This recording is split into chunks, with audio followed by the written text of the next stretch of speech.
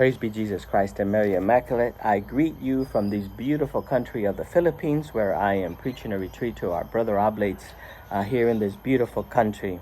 Let's look at the gospel for this 30th Sunday in Ordinary Time. We're going to read from the Gospel of Matthew, chapter 22, verses 34 to 40. Every time that the religious leaders want to discredit Jesus or his teaching, they fail. The more they try to discredit Jesus, the more people adhere to his message, because Jesus, unlike them, teaches with authority. Remember that for the religious leaders, Jesus was an uncomfortable person. He made them uncomfortable, so not only was their goal to get rid of him, they not only want to plot to kill him, first they want to discredit him. It's more important for them that Jesus be shown to be a phony, a liar, like all the other wannabe messiahs that came before him, than to just get rid of him. But every time they do it, they fail, and they fail miserably. Already the Pharisees failed. Already the Sadducees fell. So now we hear from the gospel, when the Pharisees heard that Jesus had silenced the Sadducees, meaning they had nothing left to say, they gathered together. These people do not get along. The Sadducees and the Pharisees do not get along, and they do not agree on anything. These are two enemies. They think differently, they have different beliefs, they have different celebrations, and they don't get along, but they come together. This is of the way that the gospel writer Mathew quotes Psalm 2:2, in which it says, "All the kings and the princes of the earth gather together in order to go against the Lord." So they gather together not to build unity, but to be able to together come against Jesus to discredit him. And this time they send a big gun. This time they send a scholar of the law, a doctor of law, meaning somebody who had the authority to not only teach the law, but to interpret the law, and his interpretation was equally authoritative as the written text. So there was no arguing with the scholar of the law. And the scholar of the law was sent to test Jesus, to test him. We already saw that in the Gospel of Matthew chapter 4, it is Satan who tests Jesus. And this verb to test Jesus is only used with Satan. So these people who are coming across, instead of being servants of God, are actually agents of Satan, because they're doing the work of Satan in trying to trap Jesus, in trying to test Jesus, trapped him in order to have reasons to discredit him, discredit his honor, discredit his reputation, discredit his teaching, and then getting rid of him.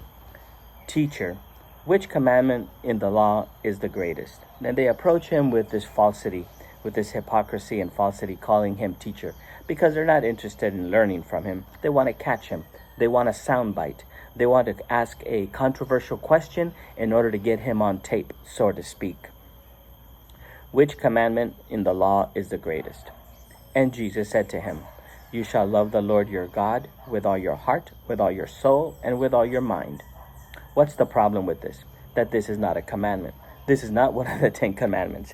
Jesus does not respond with a commandment, but he uplifts, or he gives this new authorization to this creed of Israel. Everybody in Israel knew this, because this was the beginning of their creed.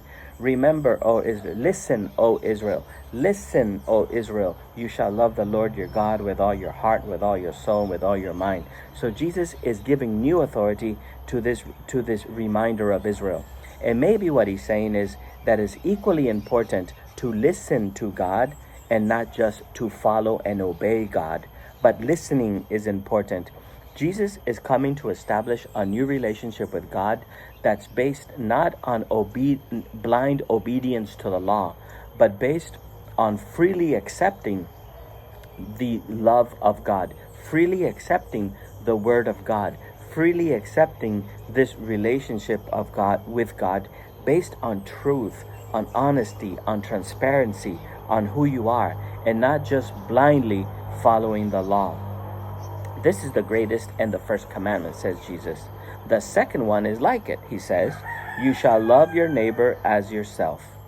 What's the problem here? Is that they ask Jesus for one commandment, and not only does he respond with something that is not a commandment, but he responds with two. And he says these two are inseparable. that love of God cannot be separate from love of neighbor.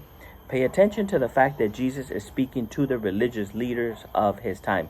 He's not speaking to his community, because to his community, to us Christians, Jesus indeed, in the Gospel of John, gives us his commandment. A new commandment I give you. Love yourselves as I have loved you. And that will be the guiding post. That would be the guideline for us Christians.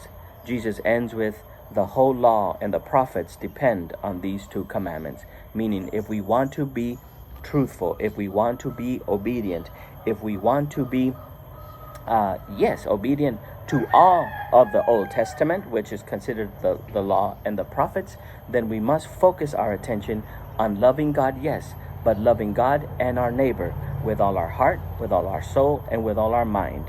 Interesting here is that Jesus changes with all your mind, because in the book of Leviticus, it actually says, you shall love the Lord your God with all your heart, with all your soul, and with all your strength. Meaning, our God is not a God that takes from you. It's a God that gives to you. He does not take your strength from you. He gives you strength. He does not require your life from you. He gives you life. He doesn't take away your mind. He wants to give you your mind. So loving the Lord our God with all our heart, all our soul, and our mind goes together with loving our neighbor as ourselves. God bless you.